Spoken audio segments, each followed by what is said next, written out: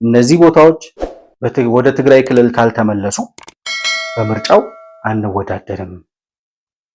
እኔ እኮ አቶ ጌታቸው ረዳ ሙሉ ለሙሉ ከህወሓት ጋር ተጣልተዋል ወይ ብዬ ጠይቄያለሁ።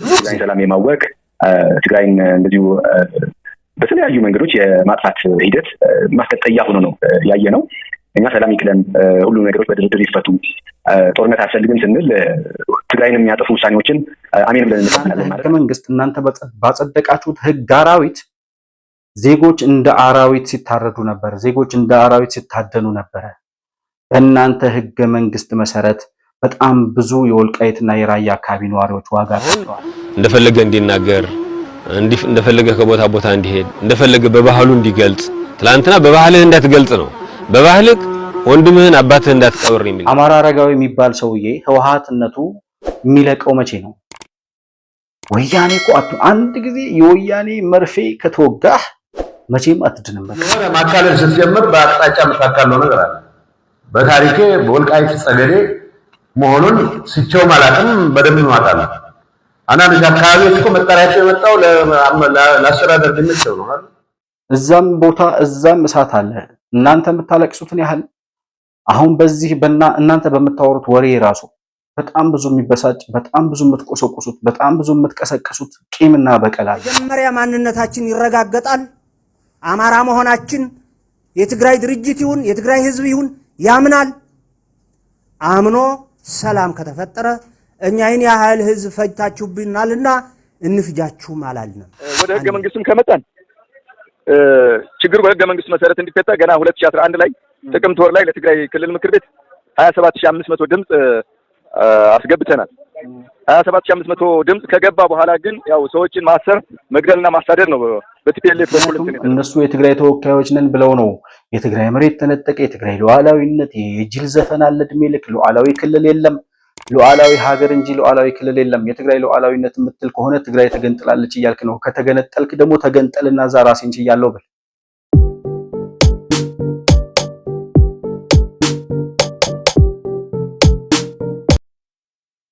ሰላም ለእናንተ ይሁን። የተከበራችሁ የመሆን መልቲሚዲያ ቤተሰቦች እንደምን አላችሁ?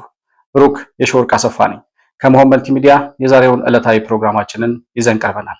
በዛሬ ፕሮግራማችን የወልቃይትንና የወልቃይት ጠገዴንና እንዲሁም የራያን አካባቢዎች ጨምሮ የምርጫ ቦርድ ከዚህ በፊት የምርጫ ክልሎችን ሲያሳውቅ አወዛጋቢ የሚባሉ ቦታዎችን በትግራይ ክልል ውስጥ አድርጎ የምርጫ ክልል ወይም የምርጫ ጣቢያዎችን አሳውቆ እንደነበር እናስታውሳለን።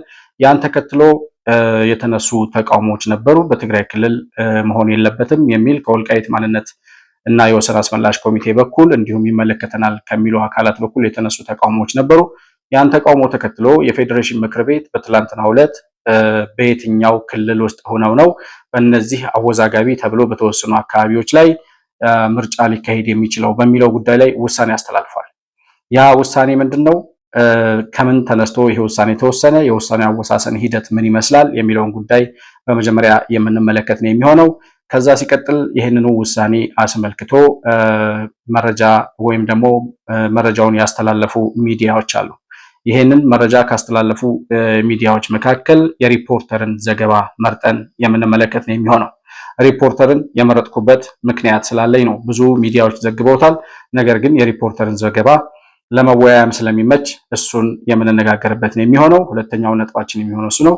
በሶስተኛ ደረጃ ይሄንን የምርጫ ቦርድና የፌዴሬሽን ምክር ቤትን ውሳኔ ተከትሎ የስምረት ፓርቲ በነ አቶ ጌታቸው ረዳ የሚመራው ማለት ነው የተቃውሞ መግለጫ አውጥቷል። ውሳኔውን አልቀበልም የሚል መግለጫ አውጥቷል። እንዲሁም ደግሞ በአብን የአማራ ብሔራዊ ንቅናቄ በኩልም ውሳኔውን ደግፈው ያወጡት መግለጫ አለ። የሁለቱን ፓርቲዎች መግለጫ በሶስተኛነት ወይም በመጨረሻ ደረጃ የምንመለከተው ነው የሚሆነው። ባነሳዋቸው ወይም ባነሳናቸው ሐሳቦች ላይ ያላችሁን ሐሳብና አስተያየት በኮመንት መስጫው ላይ ብታሳውቁኝ ደስ ይለኛል። መሆን መልቲሚዲያን ላይክ፣ ሰብስክራይብ እና ሼር ማድረጋችሁን አትርሱ። በሱፐር ቻት እና በሱፐር ስቲከርም ድጋፍ ልታደርጉልን ትችላላችሁ። ማንኛውንም ሐሳብና አስተያየት እንዲሁም ደግሞ መረጃ ልታቀብሉን ለምትፈልጉ ወዳጆቻችን ከታች የምናስቀምጠውን የዋትስአፕ ስልክ ቁጥራችንን መጠቀም እንደምትችሉና ደውላችሁም መልእክት ልካችሁም ልታገኙን እንደምትችሉ እያስታወስኩኝ ከፕሮግራሙ ጋር አብራችሁ እንድትቆዩ በአክብሮት እጋብዛለሁ። መሆን መልቲሚዲያ ዘረኝነትንና ጥላቻን የሚጸየፍ በሐሳብ የበላይነት የሚያምን እውነትንና ኢትዮጵያዊነትን ለማጽናት የሚተጋ ሚዲያ ነው። መሆን መልቲሚዲያን በሱፐር ቻት እና በሱፐር ስቲከር እንዲሁም በገንዘብ መደገፍ የምትችሉ መሆኑን በአክብሮት እንገልጻለን። ይህን ሚዲያ መደገፍ እውነትንና ኢትዮጵያዊነትን ማጽናት መሆኑን አውቃችሁ ሼር፣ ላይክ፣ ሰብስክራይብ በማድረግ ለሌሎች ተደራሽ ማድረጋችሁን አትርሱ። መሆን መልቲሚዲያ የአዲሱ ትውልድ ሚዲያ። እንግዲህ የብሔራዊ ምርጫ ቦርድ ባለፈው ማክሲመም ከአንድ ወር በፊት አካባቢ ይመስለኛል ባወጣው የምርጫ ክልሎችን ወይም የምርጫ ጣቢያዎችን እያሳወቀ በነበረበት ወይም ባሳወቀበት መግለጫው ላይ የነዚህን አወዛጋቢ ተብለው የተከለሉ ወይም የተቀመጡ ቦታዎችን አወዛጋቢ የተባሉት እንግዲህ በፕሪቶሪያው ስምምነት መሰረት ህወሓት እና የፌዴራል መንግስት ፕሪቶሪያ ላይ ስምምነት ሲፈራረሙ በትግራይ ክልል ውስጥ የነበሩ ነገር ግን የይገባኛል ጥያቄ የማንነት ጥያቄ ይነሳባቸው የነበሩ የወልቃይትና ራያ አካባቢዎችን አወዛጋቢ ክልሎች በሚል ማስቀመጡ ይታወሳል።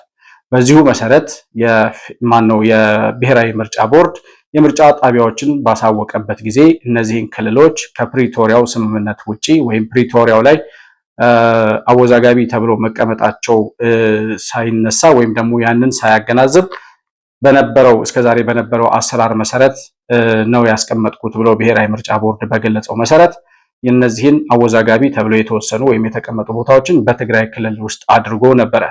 ወልቃይትንም የራያና አካባቢውንም እንዲሁም ጠለምትና ጠገዴ የሚባለውን አካባቢ ጨምሮ በሙሉ ወደ ትግራይ ክልል ውስጥ አስገብቶ ነው የምርጫ ክልሎችን አሳውቆ የነበረው። ይሄ ጉዳይ ብዙ ተቃውሞዎችን እንዳስነሳ እናስታውሳለን። እኛም ፕሮግራም ሰርተንበታል። የብሔራዊ ምርጫ ቦርድ የወሰነው ውሳኔ ወይም ደግሞ እነዚህን ክልሎች አወዛጋቢ ተብለው መቀመጣቸው እየታወቀ በትግራይ ክልል ውስጥ አካቶ የምርጫ ክልል አድርጎ ማሳወቅ አልነበረበትም የሚል ፕሮግራም ሰርተን እንደነበር ታስታውሳላችሁ። ምናልባት አይታችሁታል ብዬ አስባለሁ። በዚያ ምክንያት ያንን ተከትሎ የብሔራዊ ምርጫ ቦርድ ያወጣውን የምርጫ ክልሎች ይፋ ያደረገበትን መግለጫ ተከትሎ የወልቃይት ጠገዴ የማንነትና የወሰን አስመላሽ ኮሚቴ የሚባሉት እነ ኮሎኔል ደመቀ ዘውዱ መግለጫ አውጥተው ነበር። ያወጡትን መግለጫ ይሄ እኛ ያለንበት ወይም ወልቃይት ጠገዴ የሚባለው አካባቢ በአማራ ክልል ውስጥ ያለ እኛም ማንነታችን አማራ ሆኖ እያለ ገና በክርክር ላይ ያለ መሆኑ እየታወቀ ህገ መንግስታዊ ውሳኔ ወይም ደግሞ ህዝበ ውሳኔ ሳይካሄድበት አሁንም በትግራይ ክልል ውስጥ አልካለልም ብሎ የራሱን ማንነት ለመወሰን እየታገለና በጉልበቱ በትግሉ ያስመለሰውን ማንነቱንና መሬቱን እንደገና ድጋሚ ለትግራይ ክልል ለመስጠት የሚሞከር ሙከራ ትክክል አይደለም፣ ይህንን ምርጫ ቦርድ ማስተካከል አለበት የሚል መግለጫ አውጥተው እንደነበር እናስታውሳለን። ያንን መግለጫ ተከትሎ ይመስላል ብዙ ተቃውሞዎችም ስለተነሱበት በጉዳዩ ላይ ይሄ ጉዳይ ወደ ፌዴሬሽን ምክር ቤት ተልኮ የፌዴሬሽን ምክር ቤት በጉዳዩ ላይ ከመከረ በኋላ በትላንትናው ዕለት ለብሔራዊ ምርጫ ቦርድ የውሳኔ ሐሳብ አስተላልፏል። ይህ የውሳኔ ሐሳብ እነዚህ አወዛጋቢ ተብለው በፕሪቶሪያው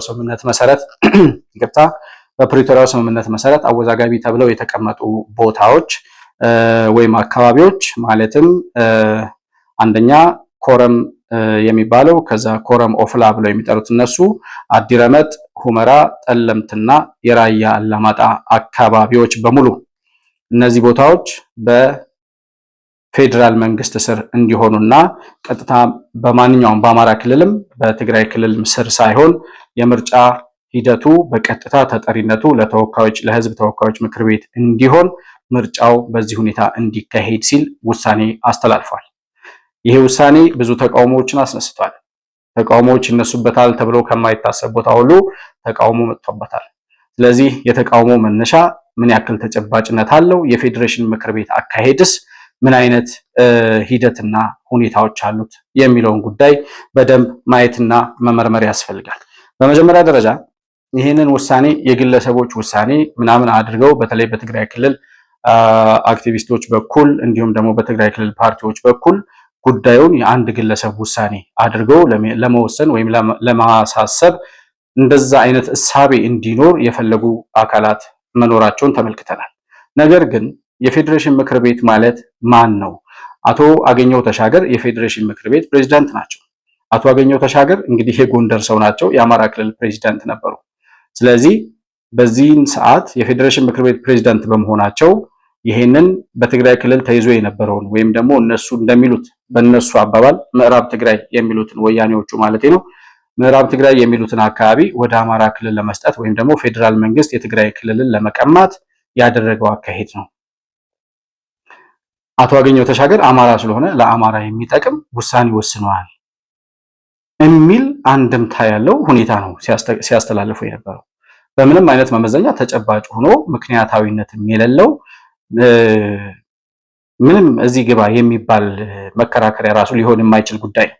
ምክንያቱም አንደኛ አቶ አገኘሁ ተሻገር ቢፈልጉ እንኳን ለብቻቸው ሊወስኑ የሚችሉበት እድል የለም። የፌዴሬሽን ምክር ቤቱ ፕሬዝዳንት ሆኖ እንጂ በስራቸው በጣም ብዙ አካላት ያሉበት በጣም ብዙ ሰዎች በጣም ብዙ ባለሙያዎች ተሳትፈውበት የሚካሄድ ወይም ሂደቱ የሚወሰንበት በመዋቅር በተዋረድ ደረጃ በመጣ የአሰራር ሂደት መሆኑን መመልከት ያስፈልጋል። በመጀመሪያ ደረጃ የፌዴሬሽን ምክር ቤት ማን ነው የሚለውን ጉዳይ ስናነሳ እንግዲህ እንደዚህ አይነት ጥያቄዎች ሲኖሩ የፌዴሬሽን የክልል ማን ነው የወሰን በብሔሮች መካከል ወይም በክልሎች መካከል የማንነት ጥያቄዎች ሲኖሩ የወሰን አከራካሪ ጉዳዮች ሲኖሩ ለፌዴሬሽን ምክር ቤት ጥያቄ ይቀርባል። የፌዴሬሽን ምክር ቤት ማለት ከሁሉም ብሔሮች የተወከሉ አካላት ያሉበት እንደዚህ አይነት የማንነትና የወሰን ጥያቄዎች በሚነሱበት ጊዜ ህገ መንግስታዊ በሆነና ሁሉንም ባሳተፈ መልኩ ውሳኔ የሚሰጥ የክልሎችንና የወሰን እና የማንነት ጥያቄዎችን የሚመልስ የመንግስት አካል ነው። ስለዚህ ይሄ የመንግስት አካል በመጀመሪያ ደረጃ ለምሳሌ ወልቃይት ጠገዴ የማንነት ጥያቄ አነሳ ብለን እንደ ምሳሌ ብንወስድ ያ ጠያቂው አካል የማንነት ጥያቄ አለኝ፣ የወሰን ማንነት የወሰንና የማንነት ጥያቄ አለኝ፣ እኔ ማንነቴ አማራ ነው። ይሄ አሁን እኛ ያለንበት ወይም ወልቃይት ጠገዴ የሚባለው አካባቢ ሲጀመርም ከድሮ ጀምሮ በጎንደር ክፍለ ሀገር በጌ ምድር ተብሎ ይጠራ የነበረ ማንነታችንም አማራ ነው፣ ማንነታችን አላግባብ ተቀምጠዋል ብሎ ለፌዴሬሽን ምክር ቤት ጥያቄ ያቀርባል ወይም ደግሞ አቅርቧል። አሁን እኔ ያልኩት አይደለም፣ እነሱ ከዚህ በፊት ያቀረቡትን ጥያቄ ነው እንደ ምሳሌ እያነሳሁላችሁ ያለሁት። ይህን ጥያቄ የሚያቀርበው ለማን ነው? ለፌዴሬሽን ምክር ቤት ጽህፈት ቤት ያቀርባል። ለፌዴሬሽን ምክር ቤቱ ለጽህፈት ቤቱ ማለት ነው። የፌዴሬሽን ምክር ቤት ጽህፈት ቤት ይህንን ጥያቄ ይቀበልና ጽህፈት ቤት ማለት በአቶ አገኘሁ ተሻገር የሚመራው የፕሬዝደንቱ ጽህፈት ቤት ማለት ነው። ጥያቄው ለፕሬዝደንቱ ይቀርባል። አቶ አገኘሁ ተሻገር ይሄ ጥያቄ በጽህፈት ቤታቸው በኩል ከቀረበላቸው በኋላ ምን ያደርጋሉ? የቀረበውን ጥያቄ የፌዴሬሽን ምክር ቤት የህገ መንግስት ጉዳዮች አጣሪ ጉባኤ የሚባል አካል አለ። የፌዴሬሽን ምክር ቤት የህገ መንግስት ጉዳዮች አጣሪ ጉባኤ ይባላል። እነዚህ አካላት 11 አባላት ያሉት ናቸው። የፌዴሬሽን ምክር ቤት የህገ መንግስት ጉዳዮች አጣሪ ጉባኤ የሚባለው ኮሚቴ 11 አባላት አሉት። ሰብሳቢዎቹ የዚህ ጉባኤ ሰብሳቢዎች ዋና ሰብሳቢዎቹ ምክትል ፕሬዝዳንት እና ዋናው ፕሬዝዳንት የፌዴራል ጠቅላይ ፍርድ ቤት የከፍተኛ ፍርድ ቤት ፕሬዝዳንት እና ምክትል ፕሬዝዳንት ናቸው። የከፍተኛው ፍርድ ቤት ፕሬዝዳንት እና ምክትል ፕሬዝዳንት የዚህ የህገ መንግስት ጉዳዮች አጣሪ ኮሚቴ ሰብሳቢና ዋና ሰብሳቢዎች ናቸው። ከዛ ሲቀጥል 6 የህግ ባለሙያዎች ከፕሬዝዳንቱና ከምክትል ፕሬዝዳንቱ ሌላ 6 ባለሙያዎች ያሉት የህግ ባለሙያዎች እጅግ በጣም በእውቀታቸው በልምዳቸው በሳል ናቸው፣ ብዙ ነገሮችን ያውቃሉ ተብለው የሚገመቱ ጉምቱ ባለሙያዎች በህዝብ ተወካዮች ምክር ቤት ጥቆማ መሰረት ወይም ደግሞ በነሱ ምርጫ መሰረት ይመረጡና የተወካዮች ምክር ቤት አባላት መሆን የለባቸውም ወይም ደግሞ ከተወካዮች ምክር ቤት ውጪ የሆኑ የህግ ባለሙያዎች ናቸው። እነዚህ ሰዎች በሙያቸው በልምዳቸው የተመረጡ ሰዎች በተወካዮች ምክር ቤት በኩል ይቀርቡና እነዛ 6 ሰዎች በፕሬዝደንቱ በኩል የተወካዮች ምክር ቤትን እውቅና ወይም አብዛኛውን ድምጽ ሲያገኙ ይሁንታውን ሲያገኙ በፕሬዝዳንቱ በኩል ሹመት ይሰጣቸዋል ማለት ነው። ከፕሬዝዳንቱና ከምክትል ፕሬዝዳንቱ ጋር 6ቱ ሰዎች ሲጨመሩ ስንት ይሆናሉ? 8 ሰዎች ይኖሩታል ማለት ነው። ከዛ በኋላ ከተወካዮች ምክር ቤት እንደገና የህዝብ ተወካዮች ምክር ቤት ውስጥ ያሉ ከህግ ባለሙያዎቹ የተወካዮች ምክር ቤት ውስጥ ካሉት የህግ ባለሙያዎች መካከል 3 አባላት ደግሞ ከተወካዮች ምክር ቤት ይመረጣል ማለት ነው። 3 የህግ ባለሙያዎች ማለት ነው። የህዝብ ተወካዮች ምክር ቤት አባላት የሆኑ 3 የህግ ባለሙያዎች የዚህ የአጣሪ ኮሚቴው ወይም የህገ መንግስት ጉዳዮች አጣሪ ኮሚቴ አባላት ይሆኑና በህዝብ ተወካዮች በኩል ይመረጣሉ ወይም ህዝብ ተወካዮች ምክር ቤትን ወክለው 3 የህግ ባለሙያዎች ይህን አጣሪ ጉባኤ ይቀላቀላሉ ወይም እዛ ውስጥ ይካተታሉ ማለት ነው። በአጠቃላይ እነዚህ ሰዎች ስንደምራቸው 11 አባላት ይኖሩታል ማለት ነው። እንግዲህ የህገ መንግስት ጉዳዮች አጣሪ ጉባኤ የሚባለው መዋቅሩ ወይም ደግሞ አሰራሩ የሰዎቹ አመራረጥ እነማን ናቸው፣ ምን ናቸው፣ ሰብሳቢው ማን ነው፣ ፕሬዚዳንቱ ማን ነው የሚለውን ጉዳይ በዚህ ደረጃ ከተመለከትን የፌዴሬሽን ምክር ቤት ጽህፈት ቤት ጥያቄ ሲቀርብለት በክልሎችና በወሰን በማንነት ጉዳዮች ላይ ጥያቄ ሲኖር ጥያቄ ያቀረበው አካል ለፌዴሬሽን ምክር ቤት ጽህፈት ቤት ያቀርባል። ጽህፈት ቤቱ ለማን ይመራል? ለነዚህ አሁን ለጠቀስኩላችሁ ለ11 አባላት ላሉት የህገ መንግስት ጉዳዮች አጣሪ ጉባኤ ለተባለው አካል ይመራል ማለት ነው። እሺ ይሄ የህገ መንግስት ጉዳዮች የፌዴሬሽን ምክር ቤት የህገ መንግስት ጉዳዮች አጣሪ ጉባኤ የሚባለው አካል ደግሞ ከጽህፈት ቤቱ በኩል የመጣለትን ጥያቄ ይቀበልና የተለያዩ አካላትን ያናግራሉ፣ የሀገራት ተሞክሮዎችን ይመረምራሉ፣ የተለያዩ ሪሰርቾችን ያጠናሉ። በቀረበው ጥያቄ ላይ ሌሎች ሀገራት ምን አይነት ውሳኔዎች ወስነዋል፣ ምን አይነት ልምድ አለ፣ በሀገራችን ኮንቴክስት አንጻርስ እንደዚህ አይነት ጥያቄዎች ሲቀርቡ በምን አይነት አግባብ ነው ሊወሰኑ የሚገባው የሚለውን የራሱን ጥናት ያደርጋል ማለት ነው። የራሱን ጥናት አድርጎ ይሄ የህገ መንግስት ጉዳዮች አጣሪ ጉባኤ የሚባለው አካል በጣም ብዙ ነገሮችን ሰመራይዝ አድርገው ሪሰርች ሰርተው የተለያዩ ሀገራት ልምዶችን አጥንተው ምክር ሐሳብ ለማን ያቀርባሉ? ለፌዴሬሽን ምክር ቤት ለጽህፈት ቤቱ መልሰው ይሰጣሉ ማለት ነው። ጥያቄውን ያቀረበላቸው የፌዴሬሽን ምክር ቤት ጽህፈት ቤቱ ነው። ከዛ አጣሪ ጉባኤው የህገ መንግስት ጉዳዮች አጣሪ ጉባኤው የተለያዩ ጉዳዮች መርምሮ ከጨረሰ በኋላ ያገኘውን ምክረ ሐሳብ ወይም ደግሞ እነሱ ያዘጋጁትን ምክረ ሐሳብ መልሰው ይሄ ጉዳይ በዚህ መንገድ ቢፈታ ሌሎች ሀገራት ያላቸውም ልምድ ይሄ ስለሆነ ከሀገራችን ኮንቴክስት አንጻርም ይሄንን ብናደርግ ብለው ምክረ ሐሳብ ለፌዴሬሽን ምክር ቤት ጽህፈት ቤት መልሰው ይሰጣሉ ማለት ነው። የፌዴሬሽን ምክር ቤት ጽህፈት ቤቱ ከዛ ለማን ይሰጣል ማለት ነው? የፌዴሬሽን ምክር ቤት የሚባል አለ።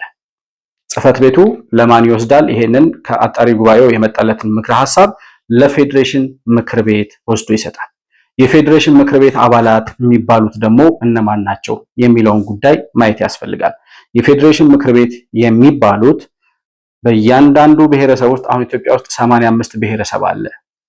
ከዛ 85 ብሔረሰብ ውስጥ አንዳንድ ሰው ተወካይ አለው። ይሄ የፌዴሬሽን ምክር ቤት የሚባለው ከየብሔረሰቡ አንዳንድ ሰው እንደ ተወካይ ይወሰድና በየአንዳንድ ሚሊዮኑ ደግሞ አንዳንድ ሰው ይጨምራል ማለት ነው። ለምሳሌ 3 ሚሊዮን ብሔረሰብ ያለው አንድ ብሔር ለዛ ብሔር አንድ ተወካይ ይኖረዋል።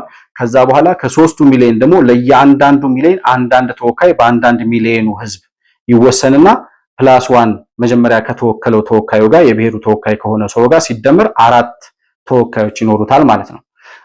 30 ሚሊዮን ህዝብ ያለው አንድ ብሔር ቢኖር ከዛ 30 ሚሊዮን ውስጥ መጀመሪያ ያንን ብሔር የሚወክል አንድ ሰው ይመረጣል። ከዛ በኋላ በየአንዳንድ ሚሊዮኑ አንዳንድ ሰው ይጨመርና 31 ሰው የዛ ብሔር ተወካይ ሆኖ የፌዴሬሽን ምክር ቤት አባል ይሆናል ማለት ነው። በዚህ ሁኔታ የኢትዮጵያ ውስጥ አሉ የተባሉ ብሔሮች በሙሉ የተዋቀሩበት ወይም የተካተቱበት የፌዴሬሽን ምክር ቤት የሚባል አካል አለ ማለት ነው። ስለዚህ የፌዴሬሽን ምክር ቤት ጽህፈት ቤቱ የቀረበለትን ጥያቄ ለአጣሪ ጉባኤ ኮሚቴው ልኮ ለህገ መንግስት አጣሪ ጉባኤ ለሚባሉት አካላት ልኮ ለኮሚቴዎቹ ከዛ በኋላ ኮሚቴዎቹ ያመጡትን ምክር ሐሳብ መልሰው ለፌዴሬሽን ምክር ቤት ጽህፈት ቤቱ ይሰጡታል። የፌዴሬሽን ምክር ቤት ጽህፈት ቤቱ የመጣለትን ምክር ሐሳብ ይወስድና ለፌዴሬሽን ምክር ቤት ለዋናው ወሳኝ አካል ያቀርባል ማለት ነው። ይሄ የፌዴሬሽን ምክር ቤት የሚባለው የሁሉም ብሔር ብሔረሰቦች አካላት የተዋጡበት አንዳንድ ውክልና ያላቸው ከዛ በየአንዳንድ ሚሊዮኑ ደግሞ አንዳንድ ተወካይ ጨምረው የተካተቱበት ምክር ቤት ማለት ነው። የመጨረሻውን ውሳኔ የሚሰጠው አካል ይሄ ነው። የአሰራሩ ሂደት ይሄንን ይመስላል።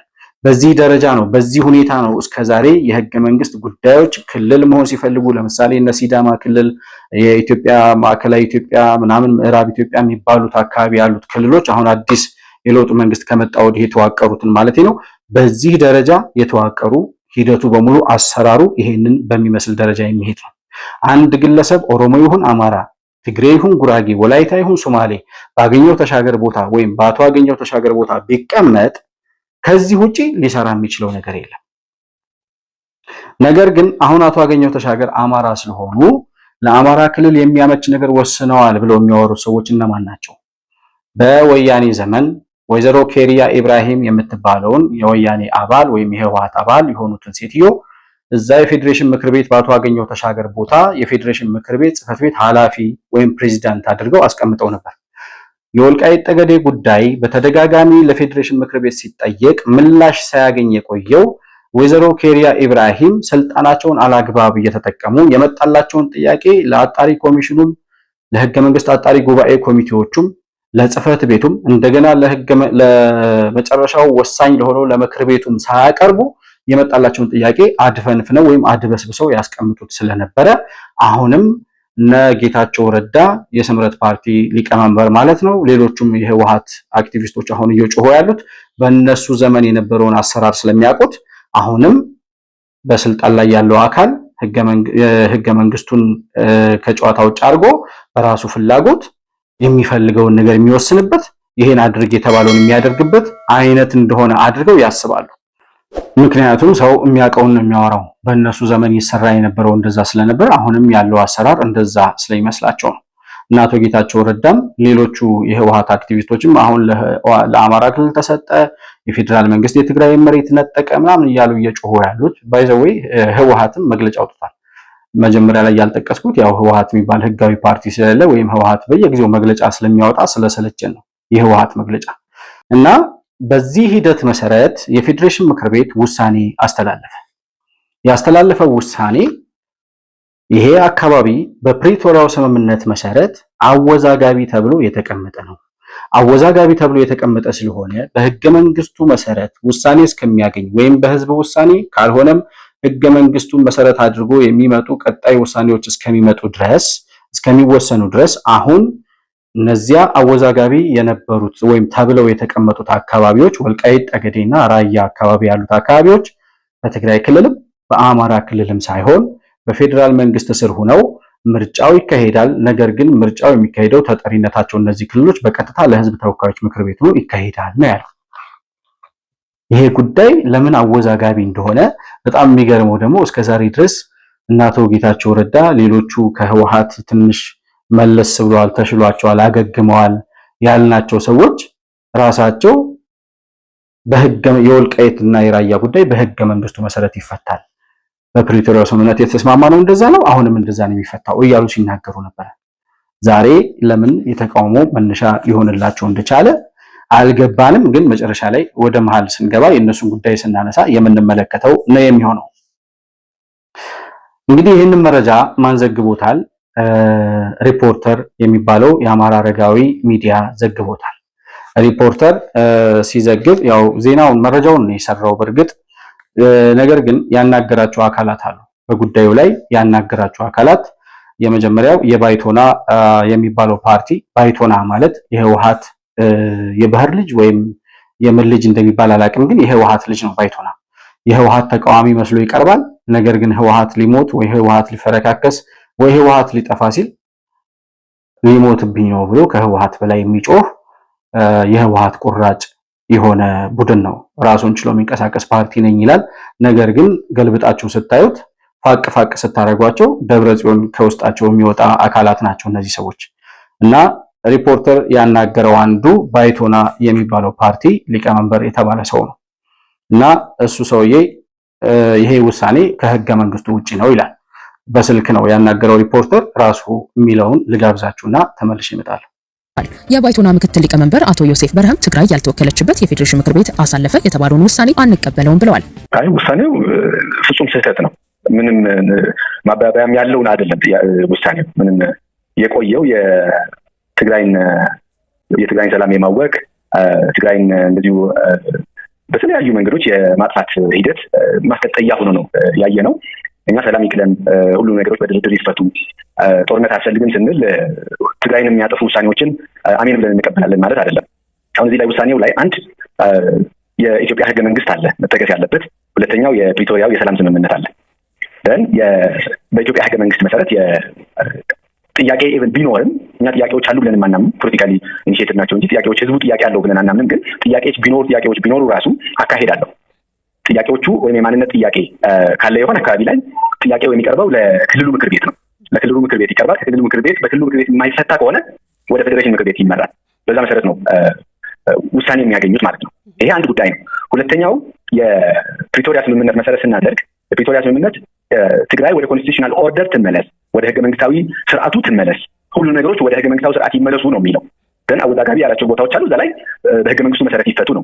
በህገ መንግስቱ መሰረት ይፈቱ ማለት በጦርነት የተወሰዱ አካባቢዎች እዛው እያለ ለወራሪዎቹ ይሰጣሉ ማለት አይደለም።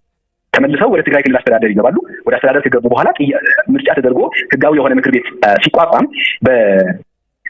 ጥያቄው ወደ ምክር ቤቱ ይቀርባል። ምክር ቤቱ የሚመለስ ከሆነ ይመለሳል፣ ካልሆነ ደግሞ ወደ ፌዴሬሽን ምክር ቤት ይመራል። አሁን ትግራይ ላይ እንደዛ አይነት ሁኔታ የለም። ትግራይ ጊዜያዊ አስተዳደር ውስጥ ነው ያለው፣ ወይም ጊዜያዊ አስተዳደር ነው እየተመራ ያለው። ትግራይ በጊዜያዊ አስተዳደር በሚመራበት ሰዓት የህገ መንግስት ጉዳዮችን ወይም የትግራይ ክልል ምክር ቤት የሚመለከቱ ጉዳዮችን ፌዴሬሽን ምክር ቤት ዘሎ ገብቶ መወሰን አይችልም። ህጋዊ አይደለም። ፕላስ ትግራይ ደግሞ ኢትዮጵያ ላይ አሁን ውክልና የለም። ትግራይና ኢትዮጵያን የሚያገናኘው በዚህ ሰዓት የፕሪቶሪያ ስምምነት ነው። ትግራይ ፌዴሬሽን ምክር ቤት ላይ ተወካይ የላትም። ሀውስ ኦፍ ማነው የህዝብ ተወካዮች ምክር ቤት ላይ ተወካይ የላትም። ስለዚህ የምንቀበለው አይደለም። እንግዲህ የባይቶና ፓርቲ ሊቀመንበሩ እንደሰማችሁት የሚናገሩት ነገር ይህንን ነው። ከፕሪቶሪያው ስምምነት ውጭ ነው፣ ህገ መንግስታዊ አይደለም፣ ሌላ ጦርነት፣ ሌላ ብጥብጥ ለማስነሳት የታለመ ነው። የትግራይን ሰላም የሚያውከው ህወሓት ነው። ህገ መንግስት የሚባለው ህገ መንግስቱን እየጣሰ እስከዛሬ ድረስም በህገ መንግስቱ መሰረት መፈታት የነበረበትን የወልቃይት ጠገዴና የራያ የማንነት ጥያቄዎችን እስከዛሬ የለውጡ መንግስት እስከመጣበት ጊዜ እኮ አይደለም፣ የለውጡ መንግስት ከመጣም በኋላ የፕሪቶሪያውን ስምምነት ተከትሎ በህገ መንግስቱ መሰረት እንዳይፈታ እንቅፋት የሆነው ህወሓት ነው። ነገር ግን አሁንም ያላዝናሉ እነዚህ ሰዎች። አላማቸው ምንድነው? መጨረሻ ላይ እናየዋለን። የባይቶናውን ፓርቲ ያነሳውን ነገር ሰምታችኋል። ከዛ ሲቀጥል ሪፖርተር ያናገረው አንደኛው አካል በወያኔ ዘመን የራያና የአላማጣ ከተማ ከንቲባ የነበረ ሰው አቶ ዝናቡ ደስታ ይባላል ይሄ ሰውዬ። እሱ ደግሞ ምን አለ የሚለውን ጉዳይ እንስማና ተመልሼ እመጣለሁ። አሁንም በእነዚህ አካባቢዎች ላይ ከትግራይ ውጭ ሆኖ ምርጫ ማድረግ ባለው ያልተረጋጋ ፖለቲካ ላይ የበለጠ ቀውስ የሚያመጣ ነው ሲሉ ተናግረዋል። እነዚህ አሁን አወዛጋቢ ተብሎ የሚጠራው አካባቢ ወይ ደግሞ አከራካሪ ተብሎ የሚጠራው አካባቢ ለሁሉም ነገር ሪፈረንሳችን ምንድን ነው የሚሆነው? ህግና ህገ መንግስታዊ ስርዓቱ ነው ሪፈረንስ የሚሆነው። በአሁኑ ሰዓት እነዚህ የአላማጣ፣ ኮረም፣ ኦፍላ፣ ዛታ፣ ራያ አላማጣና እንዲሁም በምዕራብ አካባቢ ያሉት የወልቃይት አካባቢዎች በህገ መንግስቱ የትግራይ ክልል ነው የሚለው። ከትግራይ ክልል የሆነ የማንነት ጥያቄ ያለበት ከሆነም ስርዓቱ የሚለው ለዛ ላለው ክልል ነው ጥያቄውን ማቅረብ ያለበትና ህገ መንግስታዊ ስርዓት ተከትሎ መሄድ ያለበት። ከዚህ ውጭ የሆነ ነገር በሙሉ ተቀባይነት የለውም። በሆነ ሰዓት የፈለከውን እርምጃ እየወሰድክ ወይ ደግሞ የፈለከውን ማስተካከያ እየወሰድክ ከሄድክ ፍትሐዊነቱ ላይ ትልቅ ጥያቄ ያመጣል እና እነዚህ አካባቢ በህገ መንግስቱ መሰረት የትግራይ ክልል ናቸው። ምርጫ ቦርድም ቤዝ የሚያደርገው ህገ መንግስት ስርዓት ነው መከተል ያለበት። ከዛ ውጭ ጥያቄ ያለኝ የሚል ከሆነም ጥያቄ ያለው በጥያቄ ያቀራረቡ ስርዓቱን ተከትሎ ነው እንጂ መሄድ ያለበት። የፕሪቶሪያ ስምምነት ነው የበላይነት መያዝ የሚገባው ወይስ ደግሞ ህገ መንግስቱ ነው? የዚች ሀገር እኮ ከማንም ነገር በላይ እኮ ከማንም ነገር በላይ ህገ መንግስት ነው። ስለዚህ ህገ መንግስቱ ምን ይላል ነው? ህገ መንግስቱ እነዚህ አካባቢዎች የትግራይ ክልል ስር ናቸው። ስለዚህ ምርጫም ቢሆን የሚካሄደው የምርጫ ጣቢያዎችም የሚጠሩት በህገ መንግስቱ ተከትሎ ነው። ምርጫ ቦርድም ቢሆን የህገ መንግስቱ ውጤት ነው። ሁሉም ሀገሪቱ ጋር ያለው የህገ መንግስት ውጤት ነው። የህገ መንግስት ጥያቄ ካለው የህገ መንግስት ጥያቄውን የሚመለከተው አካል አይቶ የሚያስተካክል ነገር ካለ ማስተካከል። ህገ መንግስቱ ሳታስተካክል ህገ መንግስቱ እነዚህ አካባቢዎች የትግራይ ክልል ነው እያለ ህገ መንግስቱን የሚጥስ አሰራር መከተል ግን ፍጹም ስህተት ነው። የህገ መንግስት ጥያቄ ካለው የህገ መንግስት ጥያቄውን የሚመለከተው አካል አይቶ የሚያስተካክል ነገር ካለ ማስተካከል። ህገ መንግስቱ ሳታስተካክል ህገ መንግስቱ እነዚህ አካባቢዎች የትግራይ ክልል ነው እያለ ህገ መንግስቱን የሚጥስ አሰራር መከተል ግን ፍጹም ስህተት ነው። ፍጹም ስህተት ነው። እና አሁንም ቢሆን ለአገሪቱ የሚጠቅም ሳይሆን አሁን የወጣው አሰራር የባሰ አገሪቱ ወዳልተረጋጋና ወደ የማያባራ ግጭት የሚያስገባ እንጂ ምንም እርባና ያለው ነገር አይደለም። እነዚህን ሰዎች እንግዲህ እንደምሰማቸው ህገ መንግስት ፕሪቶሪያ ይላሉ። አብቹ አንድ ጊዜ ብሏል፣ ፕሪቶሪያ የሚባል ቃል ፕሪቶሪያ ምን እንደሆነ ራሱ እየጠፋኝ ነው ብሏል። እኛው ፕሪቶሪያ የሚባለው ነገር ምን እንደሆነ ግራ ይገባል። የፕሪቶሪያውን ስምምነት አንቀጽ በአንቀጽ አንድ ባንድ እየደመሰሰ እያጠፋ ሄደው ህወሓት ከዛ ሲቀጥል ምንድነው የሚያወሩት እነዚህ ሰዎች? ህገ መንግስታዊ አይደለም ይህ ውሳኔ። የትግራይ ክልል አካል የነበረ ቦታ ነው ወይም የትግራይ መሬት ነው፣ የትግራይ አካል ነው። ስለዚህ በትግራይ ክልል ውስጥ ሆኖ ምርጫው መደረግ አለበት እንጂ አሁን የፌዴሬሽን ምክር ቤት የወሰነው ውሳኔ ህጋዊ አይደለም፣ ተቀባይነት የለውም። ቆይ እኔ እኮ ህገ መንግስቱ የማን ነው? መጀመሪያ ወያኔ የወደቀበት ምክንያት ምንድነው? የዛን ጊዜ የነበረው የለውጥ እንቅስቃሴ ዋነኛ ምክንያት የነበረው የለውጥ እንቅስቃሴ እንዲነሳ የወያኔ ህገ መንግስት ሀገር አፍራሽ ነው፣ የወያኔ ህገ መንግስት መቀየር አለበት የሚል ጥያቄ ነበር አይደል? ስለዚህ ወያኔ ለራሱ በሚመቸው መሰረት ያዘጋጀው ህገ መንግስት ለራሱ በሚመቸው ብቻ ሳይሆን ሀገር ለማፍረስ ያዘጋጀው ህገ መንግስት እንደሆነ ይታወቃል። ለዚህ ህገ መንግስት ጠበቃ ሁኜ ቀርባለሁ የሚለው ህወሓትና የሷ ፈቀላጤዎች ናቸው እንደነ ባይቶና አይነቶቹ። ነገር ግን ቀን በቀን የሚጥሱትና የሚያፈርሱት ደግሞ እነሱ ራሳቸው ናቸው። እነሱ ሲመቻቸው ያፈርሱታል፣ እነሱ ደስ ሲላቸው ህገ መንግስቱን ይጥሱታል። እነሱን የሚጎዳ ወይም ደግሞ እነሱ የማይፈልጉት ነገር የተወሰነ ሲመስላቸው ደግሞ የህገ መንግስት ጠበቃና ተከራካሪ መስለው ብቅ ይላሉ። እንደዚህ አይነት የጅል ፖለቲካ መቼ እንደምታቆሙ ብቻ ነው ግራ የሚገባኝ።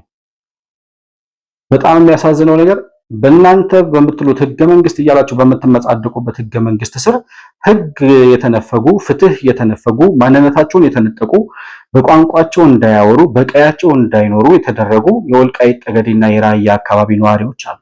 አሁን እንደፈለገ እንዲናገር፣ እንደፈለገ ከቦታ ቦታ እንዲሄድ፣ እንደፈለገ በባህሉ እንዲገልጽ፣ ትላንትና በባህልህ እንዳትገልጽ ነው፣ በባህልህ ወንድምህን አባትህ እንዳትቀብር የሚል ነበር።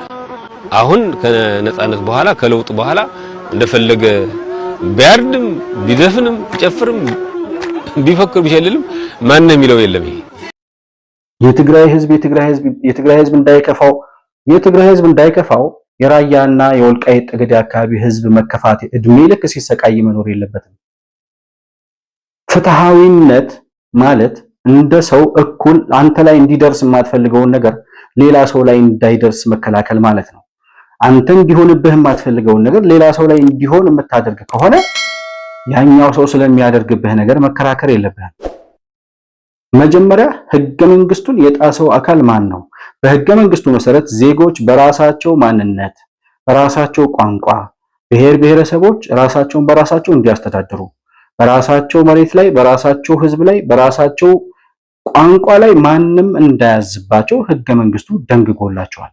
ይህን ህገ መንግስት ጥሶ የወልቃይት ጠገዴ ማንነት ያላቸውን ሰዎች አማራንን እያሉ እየተናገሩ በአማራነታቸው ግፍ የደረሰባቸው የትግራይ ክልል እንዲሆን ተደርጎ በትግራይ ክልል ከተከለለ በኋላ ከዛም በፊት ወያኔ በትግል ዘመን ከ71 ዓመተ ምህረት ጀምሮ የወልቃይት ጠገዴና አካባቢውን ለራሱ ስትራቴጂክ የሆነ ቦታ ስለሆነ ለመገንጠል ለሚለው ዓላማ የሚመቸው ቦታ ስለሆነ ከሱዳን ጋር ግንኙነት ለመፍጠር መውጫ ቀዳዳ መውጫ በር በዛ በኩል ለማግኘት ከ71 ዓመተ ምህረት ጀምሮ የወልቃይት ጠገዴ ነዋሪዎችን ታላላቆቹን እያሳደደ ከሀገር እንዲለቁ ከሀገር እንዲባረሩ ወጣቶችን እያሰረ እየገደለ እያኮላሸ በጣም ብዙ ሚሊዮን ህዝብ ከአካባቢው ከቀየው ተሰዶ እንዲጠፋ አብዛኛው እንዲሞት እንዲገደል ወያኔ ተባሮ ወደ መቀመቅ ከወረደ በኋላ በጅምላ መቃብር የተቀበሩ ወያኔ የቀበራቸው የወልቃይት ጠገዴ ተወላጆችን አስከሬን ወይም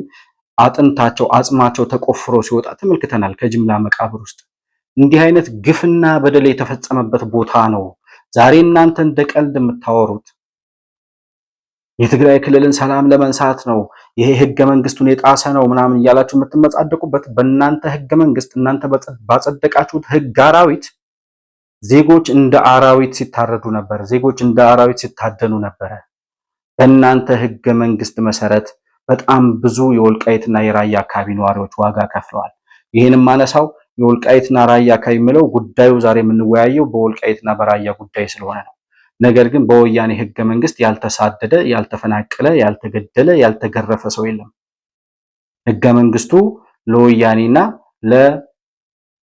ለአብዮታዊ ዲሞክራሲ ዘብ የቆመ ኢትዮጵያን ለማፍረስ የተዘጋጀ ወያኔ በሚፈልገው መንገድ ሌሎችን ቅኝ ለመግዛት ባደራጀው ከዛም ሲቀጥል አንቀጽ 39 ብሎ የፈለገ ይገንጠል ብሎ ሀገር ለመበታተን ያዘጋጀው ህገ መንግስት ነው እና የወልቃይት የራያ የጠገዴ አካባቢ ያሉ የአማራ ተወላጆች ወይም ደግሞ አማራንን ብለው ራሳቸውን ዲፋይን የሚያደርጉ ካልሆነም ደግሞ እኛ አማራም ትግሬም አይደለንም ወልቃይቲዎች ነን የወልቃይት ማንነት ያለንን ራሳቸውን የሚጠሩ ሰዎች በማንነታቸው ተሳደው በማንነታቸው ተገድለው በጣም ብዙ መከራና ግፍ ከተቀበሉ በኋላ ቀን ሲፈርድ ወያኔ ጀንበር ስትጠልቅበት ጉልበት ሲከዳው በጉልበት የተነጠቁትን ቦታ በጉልበታቸው ያስመለሱ እንደነ ኮሎኔል ደመቀ ዘውዱ አይነት ጀግኖች በጉልበት የተነጠቁትን ቦታ መልሰው በጉልበታቸው አስከብረዋል።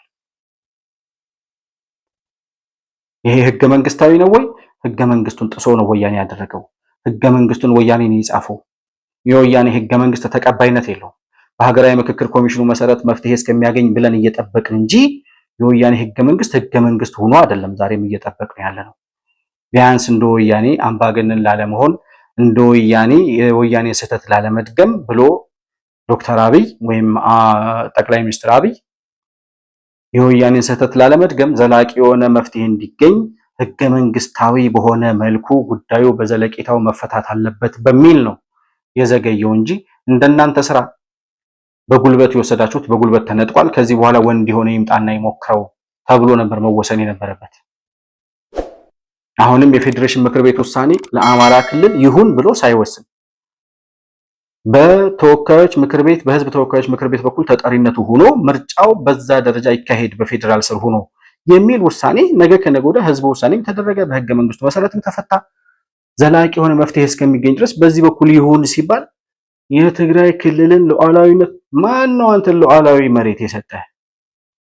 ማን ነው እናንተን ብቻ እናንተ ያላችሁት ብቻ እንዲፈጸም እዚህ ሀገር ላይ የወሰነው ማን ነው? የወልቃይት ህዝብ አይደለም ወይ? እንዴት ነው ራሳችሁን የምታስቡት? እንዴት ነው ለራሳችሁ ያላችሁ ግምት ቀዝቀዝ የሚለው የሚሰክነው መቼ ነው? ልካችሁን የምታውቁት መቼ ነው እንዴ? ይሄ መንግስት የትግራይ ክልል መንግስት አይደለም። ይሄ መንግስት ህወሓት አይደለም። ይሄ መንግስት የአማራም የኦሮሞም የአንድ ብሔር ተነጥሎ ለአንድ ብሔር የሚሰራ መንግስት አይደለም። ኢትዮጵያዊ መንግስት ነው። ለዛ ነው በኢትዮጵያ ህገ መንግስት መሰረት ምንም እንኳን የወያኔ ህገ መንግስት አፍራሽ ቢሆንም ነገር ግን ህገ መንግስቱ እስከሚሻሻል ወይ እስከሚጸድቅ ድረስ ህገ መንግስት አልባ የሆነ መንግስት መሆን ስለሌለበት ወይም ደግሞ ወያኔ ሲመጣ የደርግን ህገ መንግስት ቀዶ እንደጣለው እኛም የወያኔን ህገ መንግስት ቀደን የራሳችንን ከምንጽፍ ሁሉም ኢትዮጵያዊ የተሳተፈበት ጥያቄው የተካተተበት ሁሉም ድምጽ የሰጠበት ህገ መንግስት እንዲሆን በሀገራዊ ምክክር ኮሚሽኑ መሰረት የሚሻሻለው ተሻሽሎ የሚጨመረው ተጨምሮ አዲስ ህገ መንግስት እስከሚጸድቅ ድረስ ባለው ህገ መንግስት መሰረት ይፈታል ተብሎ መፍትሄ ሲቀመጥ ምንድነው? እኔ እኮ እናንተ የምታወሩትን ነገር ራሱ በቃል ለመግለጽ ይከብዳል። አምባገነንነት ወይም ጥጋብና እብሪት የወያኔን ያክል ሲሆን እኔ አይቻልም ማለት አንተ የሚሰማህን ያህል ስሜት ያውም እናንተ ዘርፋችሁ በወሰዳችሁት መሬት ቀምታችሁ በወሰዳችሁት መሬት ቀን ሲመቻችሁ ቀን ሲደላችሁ ጊዜና አጋጣሚ ሲፈቅድላችሁ ቀምታችሁ ዘርፋችሁ የወሰዳችሁትን መሬት የወልቃይት ህዝብ እኮ ግፍና በደል ተፈጽሞበት ያን ሁሉ ግፍና በደል ህወሓት እንጂ የፈጸመብኝ የትግራይ ህዝብ አይደለም ብሎ አሁንም የተፈናቀሉ ዜጎች የትግራይ ተወላጆች ወንድሞቻችን እህቶቻችን ናቸው ይምጡና በቀያቸው ይኖሩ፣ ነገር ግን ማንነታችንን አትጋፉ የሚል ጥያቄ ነው ያነሳው። ከዛ ሁሉ ግፍና በደል በኋላ ይህን ጥያቄ የሚያነሳ አካል አሁን ይህን ጥያቄ ለምን አነሳ ተብሎ አወዛጋቢ ተብሎ በፕሪቶሪያው ስምምነት መሰረት ፈርሞ ሄዶ ተስማምቶ የመጣው አካል ራሱ ሳይቀር የህገ መንግስት ጉዳይ ተጥሷል። እሺ ሪፖርተር እነዚህን ሰዎች ያናገራቸው ለምንድን ነው ባይቶናንና የቀድሞ የአላማጣ ከንቲባ የሆኑትን የህወሓት ሰዎች መርጦ ያናገረው? አማራ አረጋዊ የሚባል ሰውዬ ህወሓትነቱ የሚለቀው መቼ ነው? ወያኔ እኮ አንድ ጊዜ የወያኔ መርፌ ከተወጋህ መቼም አትድንም። በቃ አማራ አረጋዊ የሚባል ሰውዬ አለ እድሜ ልኩን በቃ ገለልተኛ ይመስላል፣ የሆነ ሰዓት ራሽናል ሊሆን ይመስላል። የሆነች ነገር የትግራይን መሬት ወይም የህወሓትን አጀንዳ የምትነካ ነገር ስትመጣ ግን ቀድሞ አሻጥር የሚሰራው የሆነ በማር የተለወሰች መርዝ ይዞ የሚመጣው እሱ ነው። አሁን ያናገራቸውን ሰዎች ተመልከቱ። የባይቶና ሊቀመንበር የሆነውን ሰው ያናግሯል። ምን ነው የአብን አመራሮች አልነበሩም? የአብንን አመራሮች አላገኛችኋቸውም? ልታናግሯቸው አልሞከራችሁም? አላማችሁ የትግራይን ህዝብ ጩኸት ይወክላሉ የሚባሉ ሰዎችን ምንም እንኳን ባይወክሉም ማለት ነው በትግራይ በኩል ያለውን ነገር ብቻ ነው ማሰማት የፈለገው። ምክንያቱም አማራ አረጋዊ ወያኔ ነው። አማራ አረጋዊ ቁራጭ ደብረጽዮን ነው። ቁራጭ መለስ ዜናዊ ነው አማራ አረጋዊ። ዛሬም እነዚህን የወያኔ ተወካዮች ካናገረ በኋላ ቢያንስ የወልቃይት ጠገዴና አካባቢው ያሉ የወልቃይትን አስተዳደር ለማናገር ያደረኩት ሙከራ አልተሳካልኝም። የራያውን ለማናገር ይሳካለታል፣ ባይቶናን ለማናገር ይሳካለታል። አብንን ለማናገር አይሞክርም። የአማራን ተወካዮች ለማናገር አይሞክርም። ከዛ የወልቃይት ጠገዴ ማንነት አስመላሽ ኮሚቴ የሆኑትን አካላት ለማናገር አይሳካለትም።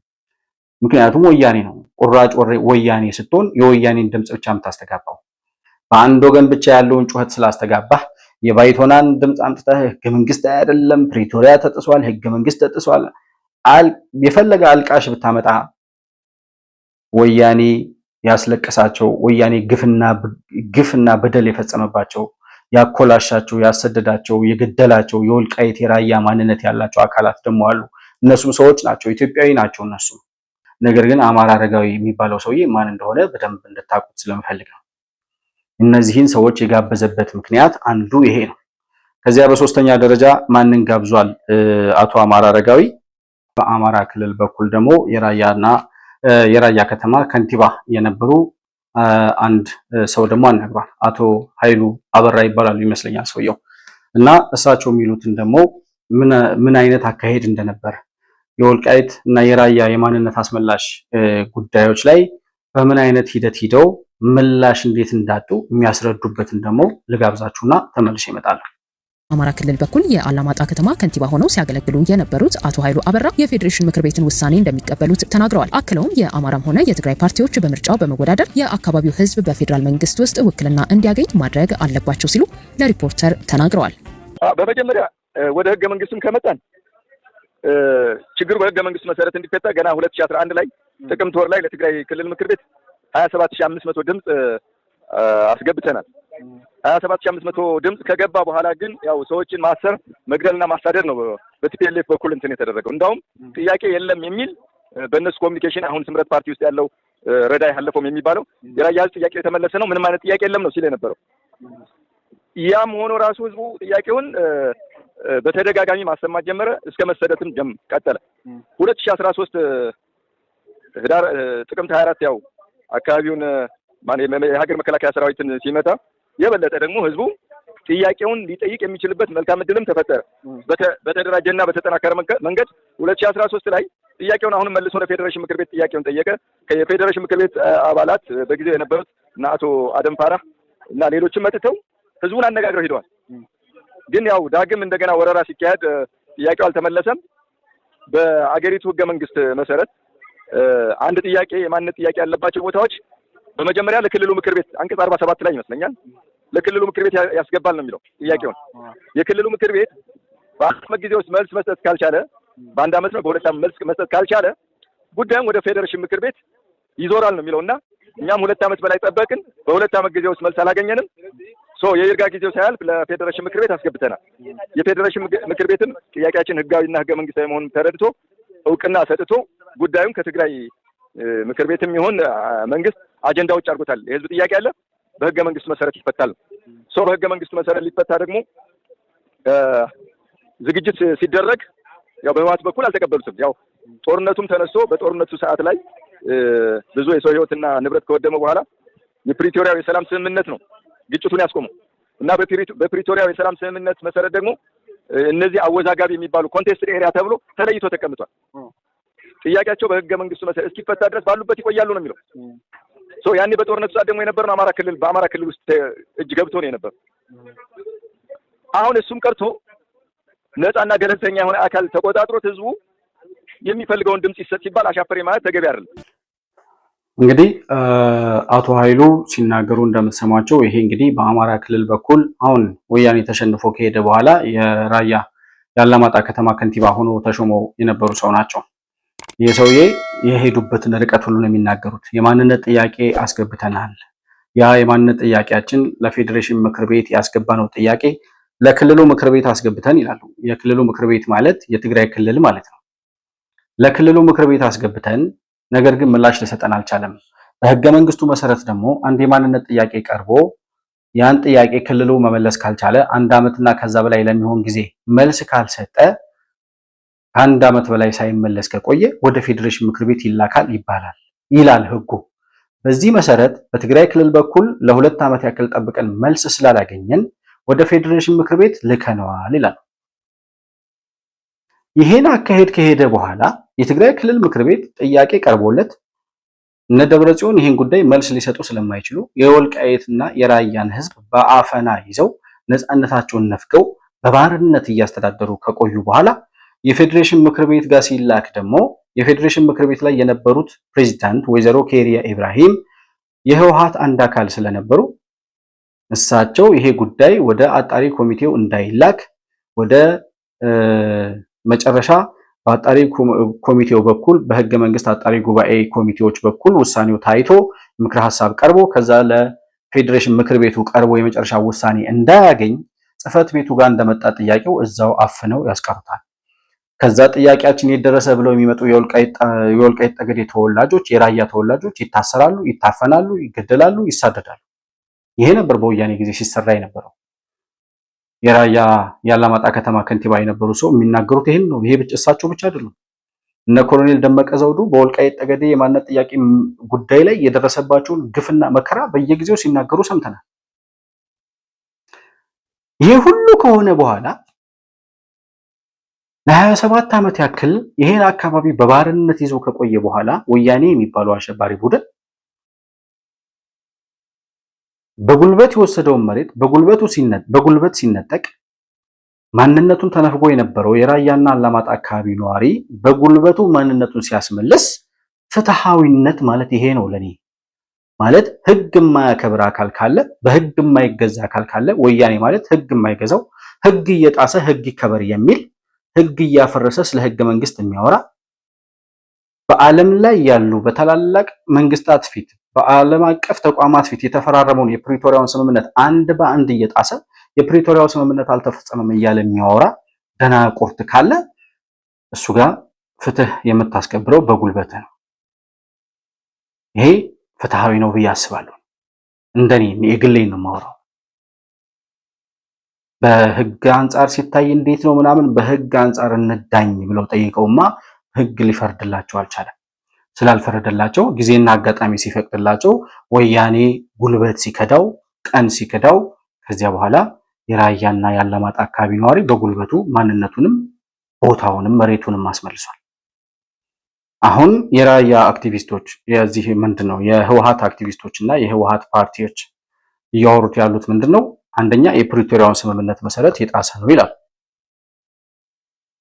የፕሪቶሪያው ስምምነት ላይ እነዚህ የወልቃይትና የራያ አካባቢ ቦታዎች አሁን የጠቀስኳቸው ከላይ የጠቀስኳቸው ቦታዎች የኮረምና ኦፍላ የሚባለው አዲረመጥ፣ ሁመራ፣ ጠለምትና የራያ አላማጣ አካባቢዎች ወልቃይትን አጠቃላይ ጨምሮ ማለት ነው። እነዚህ አካባቢዎች በሙሉ አወዛጋቢ ቦታዎች ስለሆኑ ይላል የፕሪቶሪያው ስምምነት ላይ አወዛጋቢ ቦታዎች ስለሆኑ በህገ መንግስቱ መሰረት መፍትሄ ያገኛሉ ይላል። ይሄን ማን ፈርመው ነው የመጣው? ጀነራል ጻድቃን፣ አቶ ጌታቸው እና አቶ አሰፋ አብርሃ የአቶ ስዬ አብርሃ ወንድም በፕሪቶሪያው ስምምነት መሰረት ህወሓትን ወክለው ሂደው የፈረሙት ፕሪቶሪያው ላይ ይሄ ጉዳይ አወዛጋቢ ስለሆነ በህገ መንግስቱ መሰረት በፌዴራል መንግስት የበላይነት ወይም ደግሞ አመቻችነት ጉዳዩ ህገ መንግስታዊ መሰረቱን ጠብቆ ውሳኔ ያገኛል የሚለውን ስምምነት የፈረሙት እነሱ ናቸው። ያን ስምምነት ፈርመ ከመጣ በኋላ በፕሪቶሪያው ስምምነት ተጥሷል የምትለው በፕሪቶሪያው ስምምነት መሰረት ያ አካባቢ ወልቃይት ጠገዴ የትግራይ ነው ብሎ ይላል ወይ? አይ በህገ መንግስቱ መሰረት ይላል። በህገ መንግስቱ መሰረት ስላለ በህገ መንግስቱ መሰረት ደግሞ ወልቃይትና ራያ የትግራይ ክልል ነው። ኧረ እባክህ በህገ መንግስቱ መሰረት ይዘው የነበረው መሬትማ ህጋዊ ስላልሆነ ህግና ፍትህ የተነፈጉ ዜጎች ይኖሩበት ስለነበር በእናንተ ህገ መንግስት መሰረት በጣም ብዙ ዜጎች ዋጋ የከፈሉ ህይወታቸውን ያጡ አካላቸው የጎደለ ማንነታቸውን የተነፈጉ ሰዎች ያሉበት ቦታ ስለሆነ የእናንተ ህገ መንግስት ውድቅ ሆኖ በፕሪቶሪያው ስምምነት መሰረት ተሽሯል። ከፕሪቶሪያ ስምምነት በኋላ ህገ መንግስት ቦታ ላይ የለም። በህገ መንግስቱ መሰረት ውሳኔ ያገኛል የተባለው በድምፀ ውሳኔ የአካባቢው ነዋሪ ድምፅ ሰጥቶ የራሱን ድምፅ ሰጥቶ በራሱ ድምፅ መሰረት የተፈናቀሉት ተመልሰው ወደ ቀያቸው ከዛ በኋላ የዛ አካባቢ ነዋሪ አብዛኛው ሰው በመረጠው በድምፅ ብልጫ በመረጠው መሰረት አማራ ነኝ፣ ትግሬ ነኝ፣ አይ የወልቃይት ማንነት ነው ያለኝ በሚለው ራሱ በመረጠው መሰረት እንዲተዳደር ህገ መንግስቱን እንጠቀምበት በሚል ነው በህገ መንግስቱ መሰረት ይፈታል የሚለው እንጂ ህገ መንግስቱ ላይ የራያና አላማጣ አካባቢ የትግራይ ስለሆነ አሁንም በፕሪቶሪያው ስምምነት መሰረት ወደ ትግራይ መመለስ አለበት። ይህ አይነት የጅል ጨዋታ መቼ እንደምታቆሙ ብቻ ነው ግራ የሚገባኝ። እዛም ቦታ እዛም እሳት አለ። እናንተ የምታለቅሱትን ያህል አሁን በዚህ እናንተ በምታወሩት ወሬ ራሱ በጣም ብዙ የሚበሳጭ በጣም ብዙ የምትቆሰቁሱት በጣም ብዙ የምትቀሰቅሱት ቂምና በቀል አለ እዛ። የአማራ ክልል ርዕሰ መስተዳደር አረጋ ከበደ ከወልቃይት ጠገዴ ሰቲት ሁመራ ዞን ነዋሪዎች ጋር በሁመራ ከተማ ተወያይተዋል። በውይይቱ የአማራ ክልል ብልጽግና ፓርቲ ቅርንጫፍ ጽህፈት ቤት ኃላፊ ይርጋ ሲሳይ፣ የጠቅላይ ሚኒስትሩ የምስራቅ አፍሪካ ጉዳዮች አማካሪ ሚኒስትር ጌታቸው ረዳ፣ ሌሎች የስራ ኃላፊዎች፣ የሃይማኖት አባቶች፣ የሀገር ሽማግሌዎችና የወሰንና ማንነት አስመላሽ ኮሚቴ አባላትም ተገኝተዋል። የትግራይን ህዝብ ማንነት እንደምንቀበለው ሁሉ የእኛንም አማራነት ተቀብሎ ሊያከብርልን ይገባል ሲሉ የመድረኩ ተሳታፊዎች ጠይቀዋል። ተሳታፊዎቹ አክለውም በሰላማዊ መንገድ አብሮ ለመኖር የማንነት ጥያቄያችን ሊመለስ ይገባል ብለዋል። በየትኛውም ጉዳይ ብንሄድ በየትኛውም ማስረጃ ብንሄድ ወልቃይት ጠገዴ ተብሎ እነሱ ምዕራብ ትግራይ ነው የሚሉት። እኛ መጀመሪያ እንኳን እዛ ያለው የተፈናቀለ የሚባል ሰው የኛ ማንነት ማክበር አለበት። አማራነታችን አክብሮ የሚመጣ ትግራዊ ካለ እንቀበለዋለን። ወንድማችን ጥያቄያችን አልተመለሰም። አማራ ነን እንጂ አማራ እንሆን አላልንም። መጀመሪያ ማንነታችን ይረጋገጣል። አማራ መሆናችን የትግራይ ድርጅት ይሁን የትግራይ ህዝብ ይሁን ያምናል። አምኖ ሰላም ከተፈጠረ እኛ ይህን ያህል ህዝብ ፈጅታችሁብናልና እንፍጃችሁም አላልንም አንልም። ወደ እነ ጌታቸው ረዳ መግለጫ እንምጣ። አቶ ጌታቸው ረዳ እንግዲህ በስምረት ፓርቲ በኩል ነው መግለጫ ያወጡት። ከዛ በፊት የእሳቸውን መግለጫ ከማየታችን በፊት ወደ አብን መግለጫ ያወጣው አክቹአሊ የስምረት ፓርቲ መግለጫ ከወጣ በኋላ ነው። እኔ የስምረትን ፓርቲ መግለጫ ሳየው 5 ሰዓት ሆኖታል፣ ከ5 ሰዓት በፊት የተለጠፈ ይላል።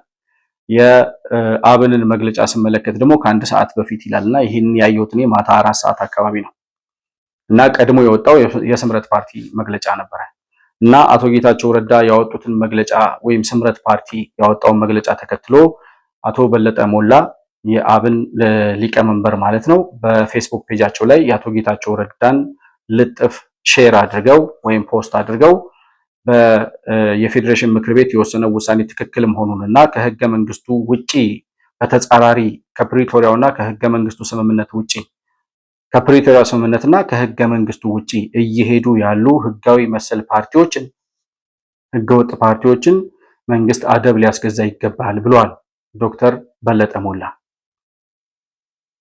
እንግዲህ ዶክተር በለጠ ለአቶ ጌታቸው ረዳ የሰጡት ምላሽ ነው ይሄ። ከዛ ሲቀጥል እንደ ፓርቲ ደግሞ አብን የሚባለው ፓርቲ መግለጫ አውጥቷል። በጣም ዝርዝር መግለጫ ነው ያወጣው። በአጠቃላይ ግን የወልቃይት ጠገዴ በወያኔ ምክንያት የደረሰበትን ግፍና በደል የወልቃይት ጠገዴ ብቻ ሳይሆን የራያና የወልቃይት አካባቢ ነዋሪዎች በወያኔ አስተዳደር በወያኔ ህግ አራዊት እነሱ ህገ መንግስት በሚሉት ህገ መንግስት በጣም ብዙ ግፍና በደል የደረሰባቸው ዜጎች መኖራቸውን ከዚያም ሲቀጥል ያ ግፍና በደል የተፈጸመበት ህዝብ ዛሬ ማንነቱንና መሬቱን አስመልሶ እየኖረ ያለ በመሆኑ ይሄ ቦታ ህገ መንግስታዊ የሆነ ውሳኔ እስከሚያገኝ ድረስ በፌዴራል መንግስት እንዲተዳደር መወሰኑን የአብን ፓርቲ ተቀብሏል። አብን ልክ እንደነ ጌታቸው ረዳ እና አቶ ጌታቸው የትግራይ ተወካይ እንደሆኑት ሁሉ አብን የሚባለው ፓርቲ የአማራ ክልል ተወካይ ነው። ነገር ግን የወልቃይት ጠገዴ መሬት የአማራ መሆን አለበት፣ የፌዴሬሽን ምክር ቤት ለፌዴራል እንዲሆን የወሰነው ውሳኔ ልክ አይደለም ብሎ አልተከራከረም። በህገ መንግስቱ መሰረት ውሳኔ እስከሚያገኝ ድረስ አሁን የተወሰነው የፌዴሬሽን ምክር ቤት የወሰነው ውሳኔና ምርጫ ቦርድ የፌዴሬሽን ምክር ቤትን ውሳኔ ለመቀበል የወሰነው ውሳኔ ወይም ደግሞ በፌዴራል መንግስት ስር ሆኖ ለተወካዮች ምክር ቤት ተጠሪነታቸው እንዲሆን ምርጫው በዛ መሰረት እንዲካሄድ የተወሰነው ውሳኔ ትክክል ነው ማለታቸውን ጌታቸው ረዳም ሌላውም የትግራይ ተወካይ ማድነቅን የነበረበት። ምክንያቱም እነሱ የትግራይ ተወካዮች ነን ብለው ነው የትግራይ መሬት ተነጠቀ፣ የትግራይ ሉዓላዊነት የጅል ዘፈን አለ ዕድሜ ልክ፣ ሉዓላዊ ክልል የለም፣ ሉዓላዊ ሀገር እንጂ ሉዓላዊ ክልል የለም። የትግራይ ሉዓላዊነት የምትል ከሆነ ትግራይ ተገንጥላለች እያልክ ነው። ከተገነጠልክ ደግሞ ተገንጠልና እዛ ራሴን ችያለሁ ብል። አይ በትግራይ በክልልነት ነው የምኖረው የኢትዮጵያ አንድ አካል ነኝ ካልክ በክልሎች መካከል ወሰን እንጂ ድንበር የለም። በኢትዮጵያ ውስጥ ያለ የትኛውም ክልል የወሰን የአስተዳደር ወሰን እንጂ የትኛውም ሉዓላዊ ግዛት የለውም። እንደው ለትግራይ ህዝብ ሲባል እንቻል፣ ለትግራይ ህዝብ ሲባል እንለፍ፣ ለትግራይ ህዝብ ሲባል እንታገስ ሲባል በጣም የተፈራችሁ ይመስላችኋል። ዛሬም እናንተ በምታወሩት ወሬ በጣም ብዙ ሆድ የሚብሰው በጣም ብዙ ቂም የሚቀሰቀስበት በጣም ብዙ ቁስሉ የሚነካ ሰው እንዳለ አታውቁም። ታውቃላችሁ ግን አይገባችሁም። እብሪት እስከ አፍንጫችሁ ድረስ ስለደረሰ ዛሬ ወልቃይት ጠገዴ የራያ አካባቢ ያደረሳችሁት በመላው ኢትዮጵያውያን ላይ የፈጸማችሁት ግፍ ምን ያክል ስር የሰደደ እንደሆነና ያንን ቁስል እየነካካችሁ ሌላ ቂም በቀል እየቀሰቀሳችሁ እንደሆነ አይገባችሁም። እና አብን በዚህ ደረጃ የፌዴሬሽን ምክር ቤትን ውሳኔ ተቀብሏል። ከዛ አቶ ጌታቸው ረዳና ፓርቲያቸው ስምረት ምንድነው ያሉት የሚለውን ነገር በመጨረሻ እንመለከታለን። አቶ ጌታቸው ረዳ በፓርቲያቸው በኩል ያወጡት መግለጫ በጣም ግራም ያጋባ፣ የፕሪቶሪያው ተስማሚ የፕሪቶሪያው ፈራሚ አንዱና ዋናው ግንባር ቀደሙ ሰው አቶ ጌታቸው ረዳ ሆነው እያለ እሳቸው በሚመሩት ፓርቲ በእሳቸው ፊርማ በወጣ ደብዳቤ የወልቃይትና የራያ ምናምን ይሄ አካባቢው አሁን አከራካሪ አወዛጋቢ ናቸው የተባሉት ቦታዎች በህገ መንግስቱ መሰረት ውሳኔ እስከሚያገኙ ድረስ ምርጫ የሚካሄደው በፌዴሬሽን ምክር ቤት ማነው በተወካዮች ምክር ቤት ስር ሆነው ተጠሪነታቸው ለተወካዮች ለህዝብ ተወካዮች ምክር ቤት ሆኖ በፌዴራል መንግስት ስር ሆነው ነው ምርጫ የሚያካሂዱት የሚል ውሳኔ ሲወሰን እንቧ ከረዩ ያለው ጌታቸው ረዳ። በፕሪቶሪያው ስምምነት መሰረት ደግሞ ሄዶ የፈረመው ወረቀት ላይ ቅድም እንደነገርኳችሁ የአወዛጋቢ የሆኑ ቦታዎች አስተዳደሮች በህገ መንግስቱ መሰረት ውሳኔ ያገኛሉ ነው የሚለው። በህገ መንግስቱ መሰረት ማለት አቶ ጌታቸው ረዳ የህግ ተማሪ ነው፣ የህግ መምህር ነው። በህገ መንግስቱ መሰረት ማለት ህገ መንግስቱ እነዚህን ችግሮች ለመፍታት ምን ይላል? ህዝበ ውሳኔ ይሰጣል። የተለያየ ህገ መንግስት ምንድነው ይሄ ጥናት አጣሪ ቡድን ምናምን ሄዶ ጉዳዮችን ያጠናል። ከህግ አንጻር እንዴት ይሆናል፣ ከማህበረሰብ አንጻር፣ ከኢትዮጵያ ህልውና አንጻር ምን አይነት ጠቀሜታና ምን አይነት ጉዳት አለው፣ በየትኛው ክልል ቢካለል ነው፣ ከታሪካዊ አመጣጡ ምን ይመስላል የሚለውን ጉዳይ ሁሉ የሚያጠኑ አካላት ያሉበት ህገ መንግስቱን በዚህ ደረጃ መተርጎም የሚችሉ የህግ ተርጓሚዎች መክረውበት ሊወስኑበት የሚችሉበት አካሄድ አለ ህገ መንግስቱ ውስጥ። ስለዚህ በዛ ህገ መንግስቱ በሚፈቅደው መሰረት የዚህ አካባቢ ነዋሪዎች ድምጽ ሰጥተው በራሳቸው ድምጽ ውሳኔ እኔ እከሌ ነኝ ብለው ይወስኑ ነው የሚለው ህገ መንግስቱ። ያንን እድል እንጠቀምበት፣ ህገ መንግስቱን በዚህ ደረጃ እንጠቀምና የመወሰን መብቱን ለራሱ ለህዝቡ እንስጠው። ህወሓትም አንተ ትግሬ ነህ ብሎ መወሰን አይችልም። የአማራ ክልል መንግስትም አንተ አማራ ነህ ወደ እኔ ነው መምጣት ያለብህ ማለት አይችልም።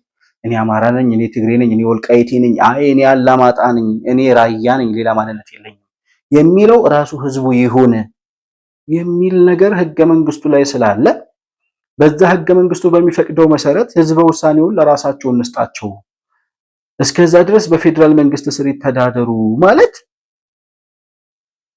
ምን ነው? እናንተ እኛ ብቻ ነን የዚህ ሀገር ውስጥ ተሰሚነት ያለን ተቆርቋሪ ያለን የምንለው የምንደመጥ እኛ ያልነው ተቀባይነት የሌለው ምናምን ነን ብላችሁ ያሰባችሁት እንዴት ነው? አቶ ጌታቸው ረዳ ምንድነው የሚለው? አሁን የፌዴሬሽን ምክር ቤት ይሄንን ህገ መንግስታዊ ጥሰት ነው ይላል። የፌዴሬሽን ምክር ቤት ህገ መንግስቱን ነው የጣሰው፣ ይሄን የመወሰን ስልጣን የለውም። ማን ነው መወሰን የሚችለው ስትለው ህወሓት ሊልህ ነው ጌታቸው ረዳ። አሁን እንደዛ እንጠብቀው ነው። ማን ይወስን? የፌዴሬሽን ምክር ቤት ይሄንን አወዛጋቢ ተብሎ የተቀመጡ ቦታዎችን ጉዳይ ካልወሰነና ካላየ በክልሎች መካከል ባለ የወሰን ግጭት፣ የማንነት ግጭት አይነት ጉዳዮች ሲነሱ መፍትሄ የሚያፈላልገውና ውሳኔ የሚሰጠው የፌዴሬሽን ምክር ቤት። የፌዴሬሽን ምክር ቤት ደግሞ ቅድም በነገርኳቸው ተዋረድና መዋቅር መሰረት የሚሰራው። ስለዚህ ይህን ጉዳይ በማንኛው ክልል ሆኖ ምርጫ ይካሄድ የሚለውን ጉዳይ አሁን በትግራይም በአማራ ማድረግ አንችልም። ምክንያቱም ህዝቡ በራሱ ነው መወሰን ያለበት።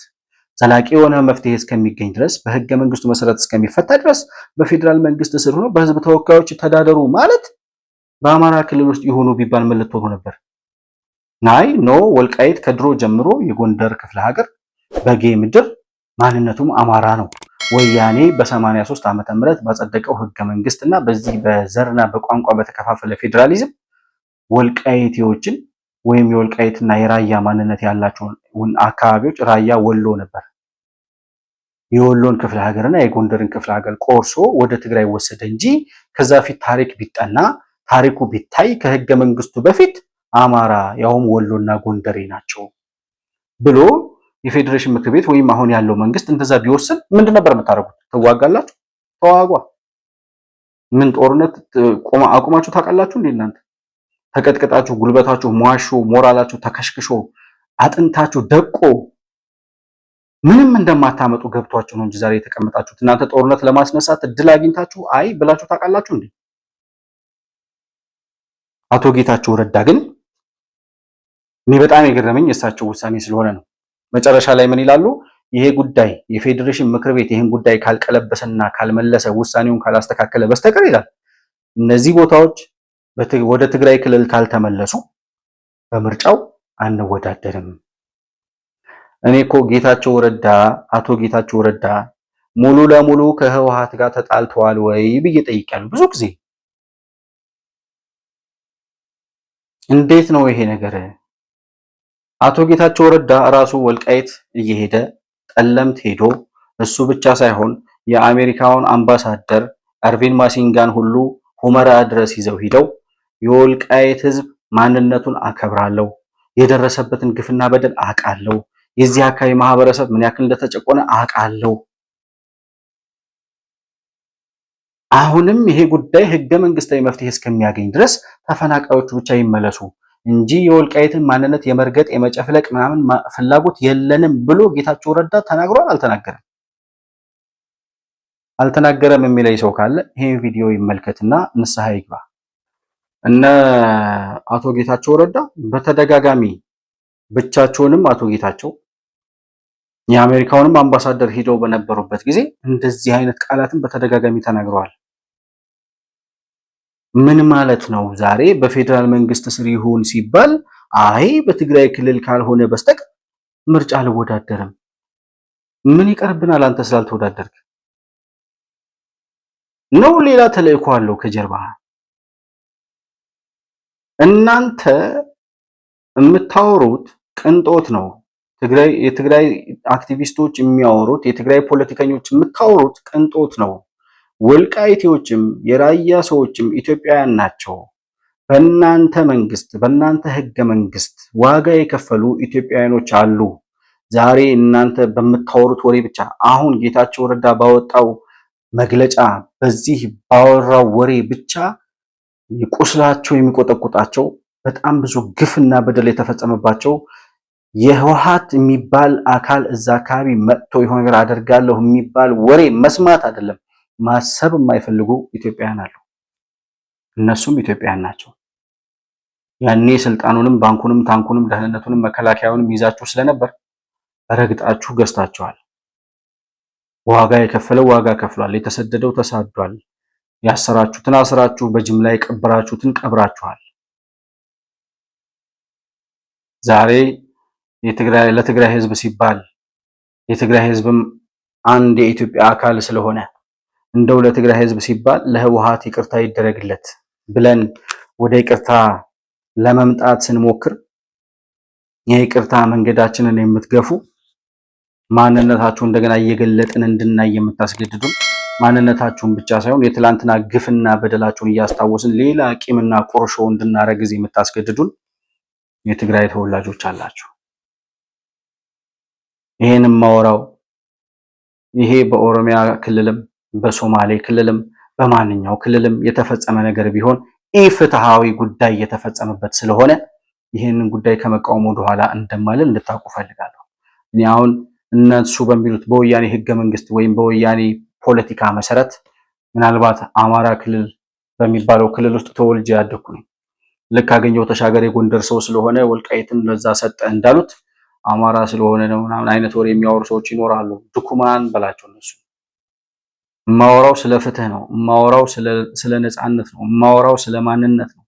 ያውም ወያኔ ስላመጣው ማንነት፣ ወያኔ ባመጣው ባጸደቀው ህገ መንግስት መሰረት ዜጎች ራሳቸውን በራሳቸው ያስተዳድራሉ፣ በቋንቋቸው ይማራሉ፣ በቋንቋቸው ይሰራሉ የሚለው ህገ መንግስት ወያኔ ያጸደቀው ነው። የወልቃይትና የራያ ህዝቦች ግን በማንነታቸው እንዲገፉ፣ እንዲሸማቀቁ፣ እንዲሰደዱ፣ እንዲገደሉ፣ እንዲገረፉ ምክንያት ሆኗል።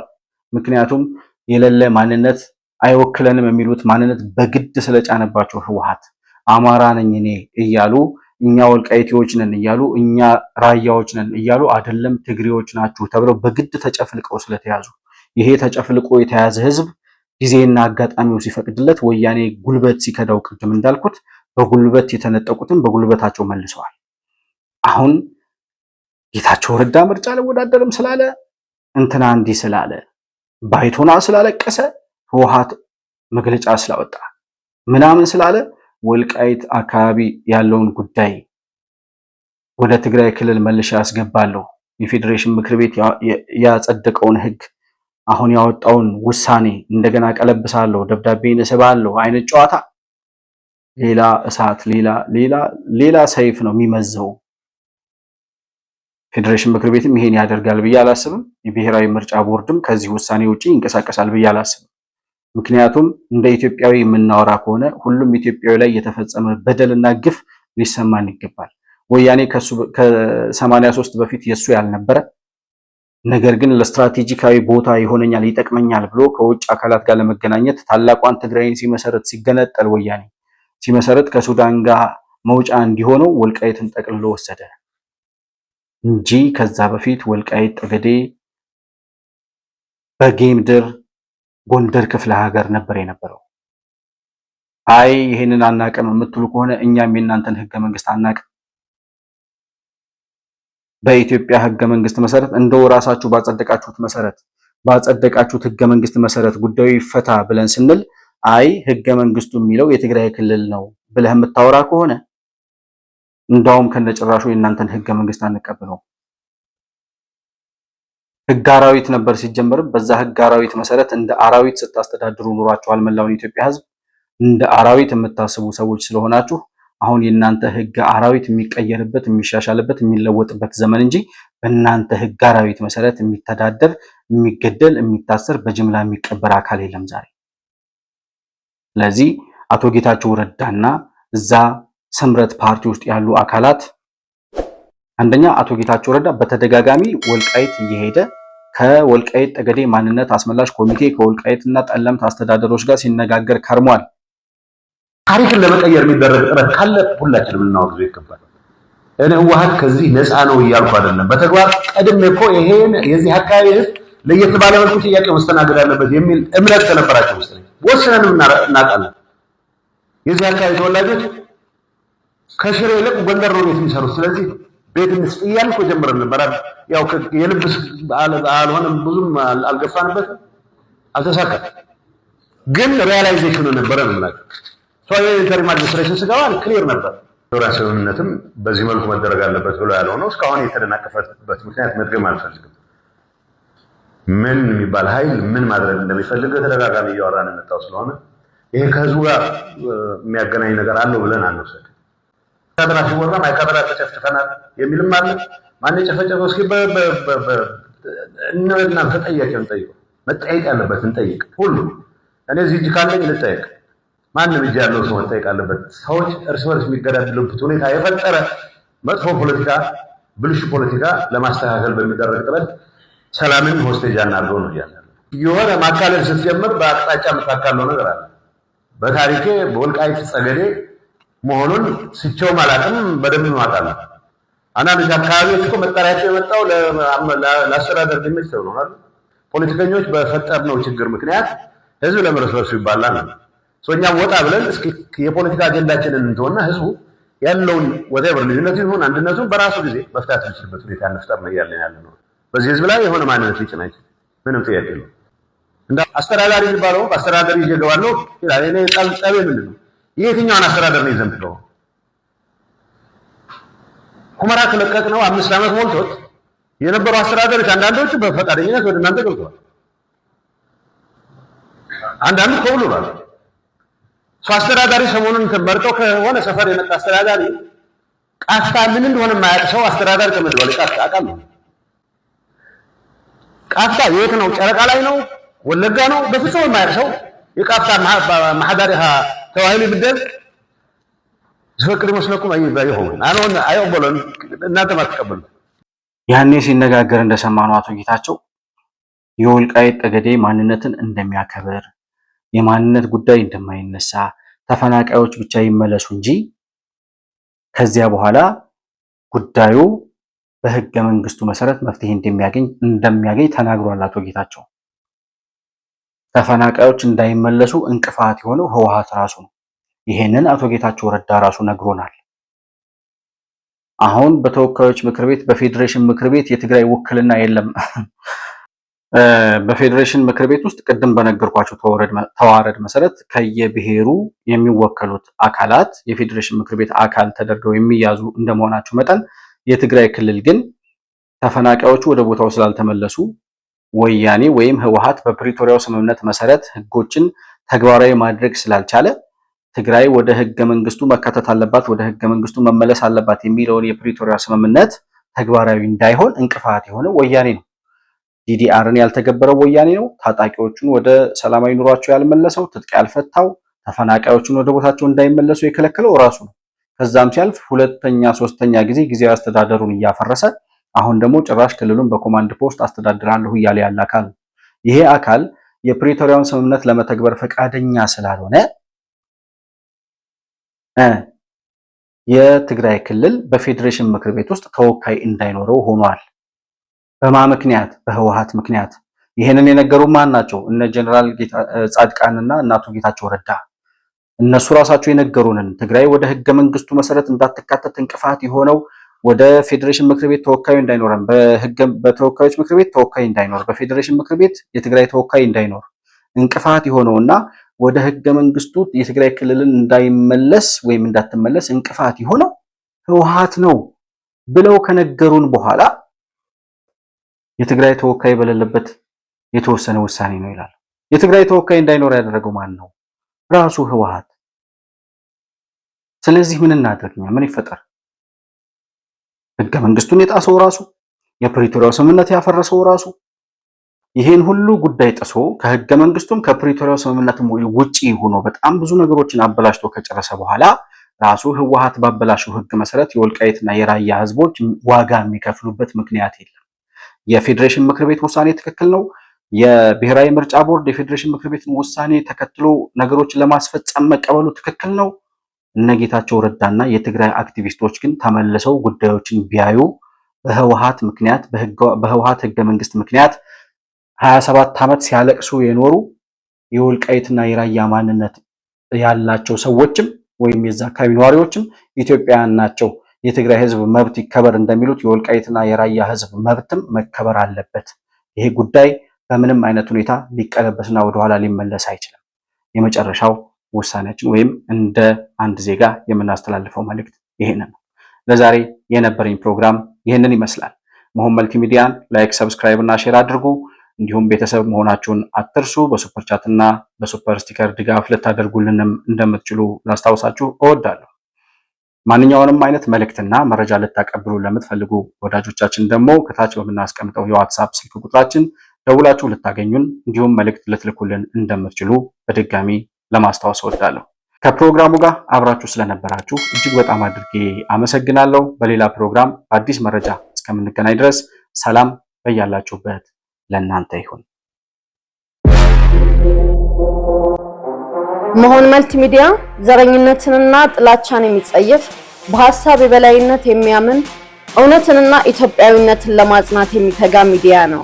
መሆን መልቲሚዲያን በሱፐር ቻት እና በሱፐር ስቲከር እንዲሁም በገንዘብ መደገፍ የምትችሉ መሆኑን በአክብሮት እንገልጻለን።